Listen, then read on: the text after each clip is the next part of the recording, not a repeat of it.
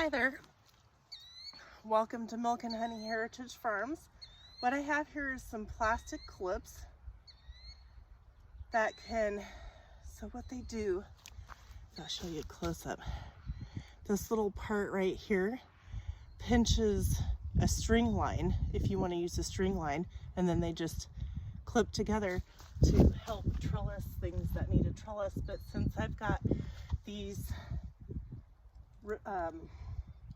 tomato plants growing here, excuse me, I'm just gonna go up this cattle panel, or some people call it a hog panel.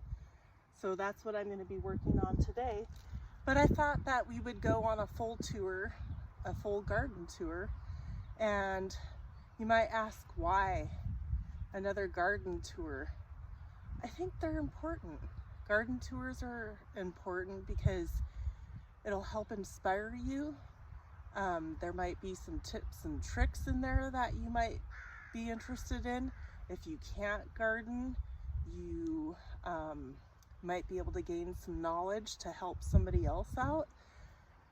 And whatever level of gardening you're at, if you aren't gardening, there's always, different layouts, different methods of doing things that may or may not help you.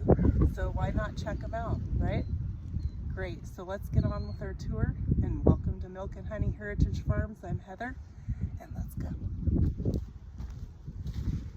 So we are in the back garden, is what I call the back garden. And that's kind of like an overview of the whole thing.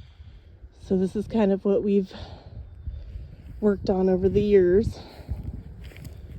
So on the left side, I have these cattle panel, hog panels here, which I've got a few different varieties of tomatoes growing down this. I've got a few little flowers starting to blossom on the tomatoes, which is really exciting. I'll be making lots of tomato sauces for chilies and spaghetti sauce, whatever, right? Okay, and then here is where I have some of the potatoes growing. You can see them along with the weeds. Hey, that happens. You can get to weeding when you can get to weeding, one step at a time, right? So I'm not quite sure how long. There's 2 rows of potatoes going all the way down, right there and right there, with some weeds. Don't mind the weeds growing down here. So those are going pretty good. And I wanted to walk you down this plastic path that we've made to kind of weed barrier and block. But look at this. A volunteer tomatillo. And I'll just let it grow. Why not? Okay, so we're gonna continue. I hope you're all having a great day. And so, why do all this work? Why work so hard? Why plant so many things? Well, I want to know where my food's coming from. I want to know that I can feed my family. I want to know that maybe I can help somebody else in need. And we don't use any chemicals or pesticides anywhere on our property. So I know I'm getting good food that I produce. So here next to, we're moving on, is our cattle panel hoop house that we framed in to help support it so it doesn't blow in the wind too much. Got some weeding to do in here, but this is all Roma tomatoes that I've got to tack up. I'm going to use string in here, and I'm going to hang the string line a little bit further up with those little clips, and I'm going to clip it so that they can go up that. But this is they're all going well. These are Roma tomato seeds that I saved from last year's Roma tomatoes that I planted, and I started them inside. I don't know, I haven't done an exact count on how many tomatoes that I've actually planted. It takes a lot of tomatoes to make tomato soup, right? But you can see the weeds, but they're pretty easy just to pluck out, and then we put them on the plastic pathway so they can dry out a little bit before we put them in the compost. So that's another project to work on. There's always projects to work on, right? There's a flower where a tomato will grow. So they are looking really healthy. Okay, we're gonna step outside. I've got, see, there's a few weeds growing through some of the smaller holes, or where tacks have been put down to hold it down in place, and they're really easy to pull up. I've got this, what used to be a salt lick bin for cattle, and I had some volunteer potatoes before I planted my potatoes, so they're growing in this bin and they're doing pretty good. See how many we get out of that. All right, on with our tour. Here's another weeds. I've got 3 rows of potatoes between here, and it's kind of hard to see because I've got the weeds, but you can see the potatoes, and they go all the way down. There's 1 row, and I don't know if you can tell, 2 rows all the way down. You kind of get lost with the weeds right there. There's a lot of weeds right there, huh? Yeah, happens. And the 3rd one. And then we've got this whole section here of garden. I wanted to help keep some of the weeds suppressed. I've got a wide variety of rows of seeds planted in those holes. They haven't quite sprouted yet. They will soon. So then we can walk down. See, I can walk on this and not get dirt in my shoes. It's kind of a benefit, right? So I didn't plant anything in the center yet, but I can whenever I need to. All right, so I've got a few that haven't come up yet in some of the holes, but I've got zucchini, cucumber, pumpkin pie pumpkins, so that way I can heat them up and make pumpkin pies. I've got regular pumpkins, and I gotta cut some of these flaps back. I'll probably just cut a little bit off of them. Right? There's a few seeds here that haven't come up. And then I've got all my little baby corns that I saved seed from corn that I grew last year and sprouted. But they're looking pretty good. I got 96 of these little baby corns. Doing pretty well. So that's this garden. And like I said, I can plant, like next year I'm probably gonna triple my corn amount. I'll grow a different variety because I don't want to cross my corn. So if you plant more than one corn, they might like germinate and cross-pollinate with each other. It's a possibility. So I'll probably just grow one variety this year, and then next year grow a different variety. I don't know. We'll see.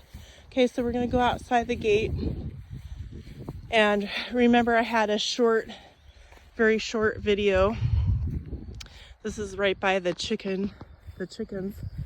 And I've got these 3 spaces here, and I planted sorghum, mullet, What else? I think some wheat and some black seed sunflowers. And the black seed sunflowers will grow in this area right here, and it'll help shade the chicken area. So there's this part. All right. And then we've got some pipes for some different projects and different things for different projects, right? Then I've got a bunch of potted trees and bushes and plants that I have going on right here. I've got lemon mint, spearmint, some sage.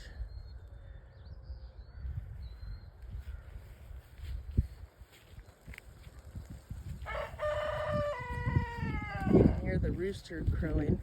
We'll go over, and I have a video where I was planting some sunflower, black sunflower seeds and some yellow sunflower seeds.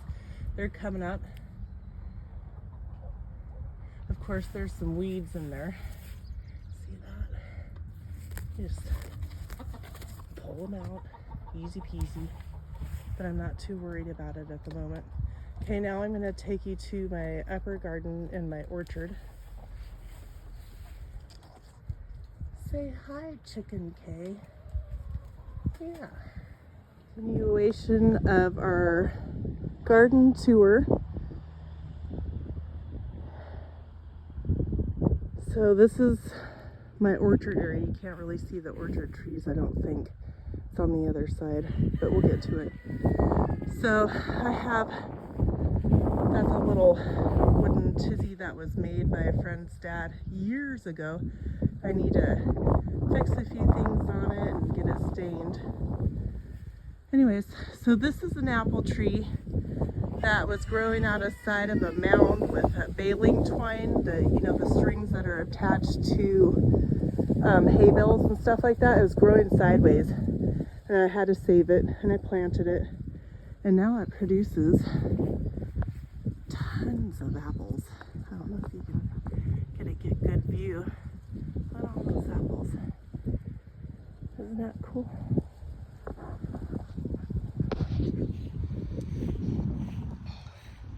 So there's that. Okay. I've got my mint right here, just regular mint. There's some grasses growing in there. You gotta come out a couple times a week and pull the grasses out. Not a big deal. But what I do is I take a lot of it and dry it out for using for tea in the winter. My onion bed here, I've got white onion and purple onions planted in this bed. You can't see them yet because I just planted them. Here's my garlic.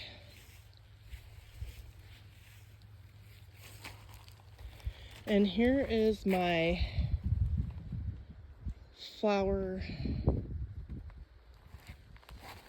garden, I guess you call it. It's a mess. I just did a bunch of trimming. I've got my rhubarb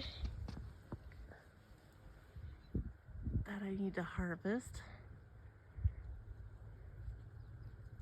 And I've got some kiwis that I need to tie to this lattice that I placed here for it to grow up on. So there's that. Some bulbs.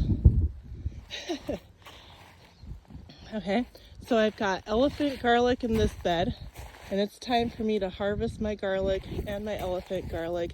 I am going to let a few of them go to seed, collect the seeds in case I can share with anybody, but you can also use the cloves from the bulbs to plant. There's my strawberry tower. I did have some deer that came and munched some of the tops off, so I put these tomato racks upside down and put some fabric strips on it so they whip around and hopefully detour the deer. Okay, so in this bed I've got yellow onion and some purple onion in there. You can't see it yet because I just planted it.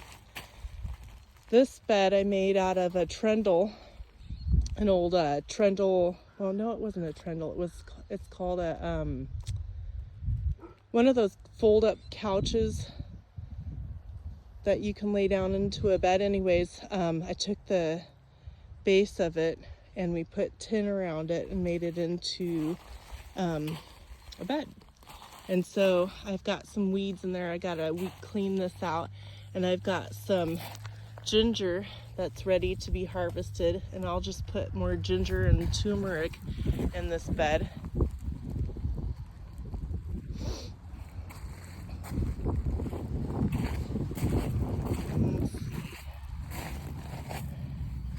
So there's that space. And we'll add some more pea gravel going that way and some more raised beds. So at one time they had a modular home or something like that on there, and the rocks go who knows how deep. So this is the easiest way to combat that. All right, and then if you keep going down, you see where we do our composting there, and with the white lattice back there on the other side of it, I have my honeybees. And to the rest of the orchard, we've got our fruit trees, and I've got a raised herb bed going on right here. I gotta harvest a bunch of my rosemary. It's wild. I've got a grapevine growing up this Concord grape. See, look at how massive that is. A lot of rosemary. I've got thyme.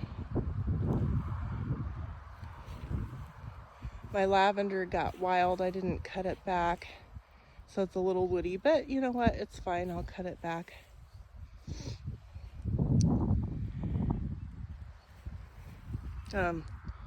A target for practicing with your bow.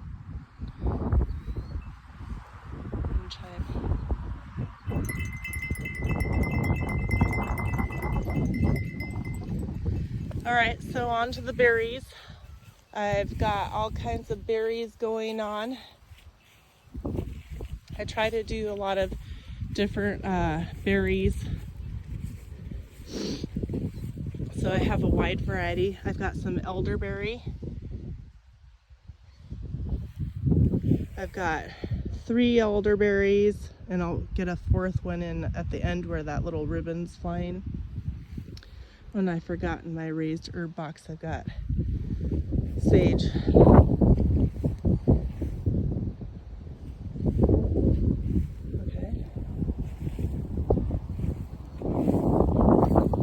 It's a little windy, sorry for the wind. Feels good though. So here I've got my blueberries.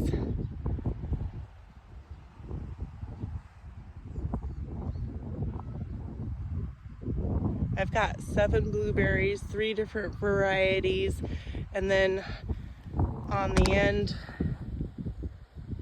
let's see if I can point. Okay, right there. Pink lemonade blueberries, so they're like a dark pink, and they taste like pink lemonade with blueberry. They're really good. All right. Got another berry plant right here. I don't have a whole lot planted in here. I'm going to do some echinacea and different things like that. I've got a gooseberry plant right here. So there's gooseberries. There's a few of them. Gooseberries starting to grow.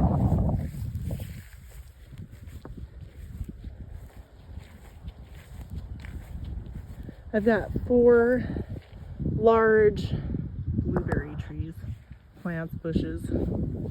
anyways, we got them last year. Somebody raised blueberries on a farm and decided they were going to go a different route in the area, and so we didn't get any berries this year. Sometimes it'll take a year or two for them to recover, so I'm pretty sure they will.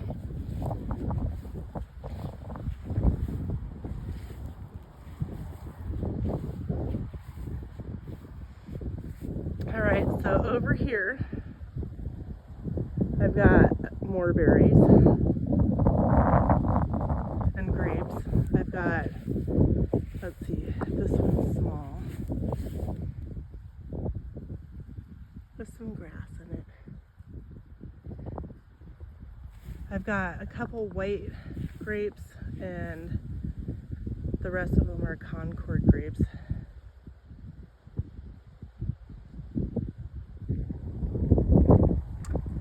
And then I have a thorny blackberry right there, which is flowering out. That means that the bees are going to be making lots of honey. All right, and then from those two poles right there, it's 30 feet across all the way to these two poles, and I've got 2 rows of raspberries, and the raspberries are wild when they get ripe.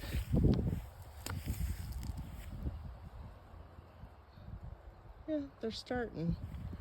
I'll have a lot of raspberries.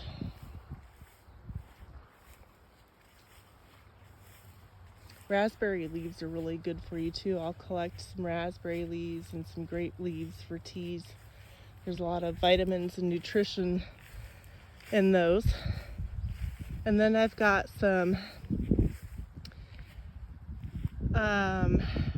70 white lavender plants.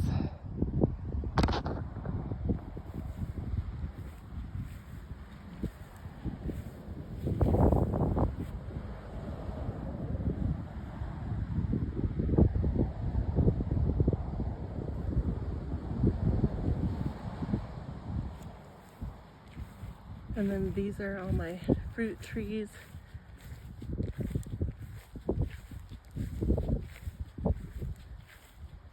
And we did them 15 feet apart.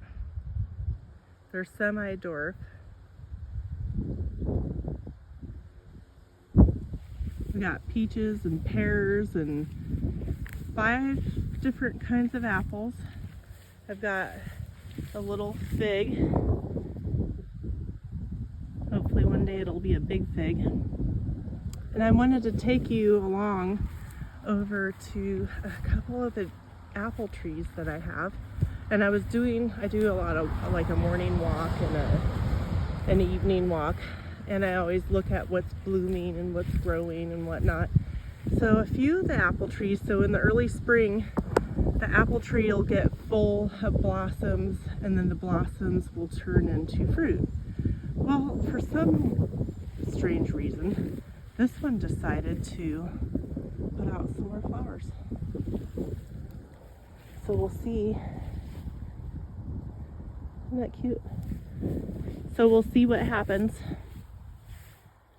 with these flowers. There's a couple more trees that did that as well.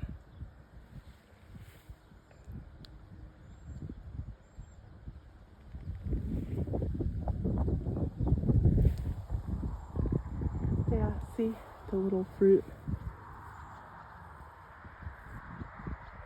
So when you go on a garden tour, just make sure that you know, if you like watching them, it can inspire you, it can give you ideas, it can give you like lessons and just all kinds of information that you may have not known, or maybe you do know, and maybe it can help you decide on something that you're trying to decide. You know, that happens. And just having the knowledge that you can share with someone else is, you know, that's pretty special.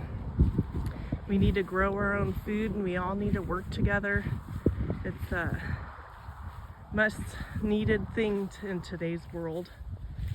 So I hope you enjoyed this garden tour. Sorry about the dizziness. Hey, I'm not a professional videographer. I thank you. Give a thumbs up. Subscribe if you haven't already. And I'll see you on the next video. And enjoy garden tours. Thank you for joining me. Have a beautiful day.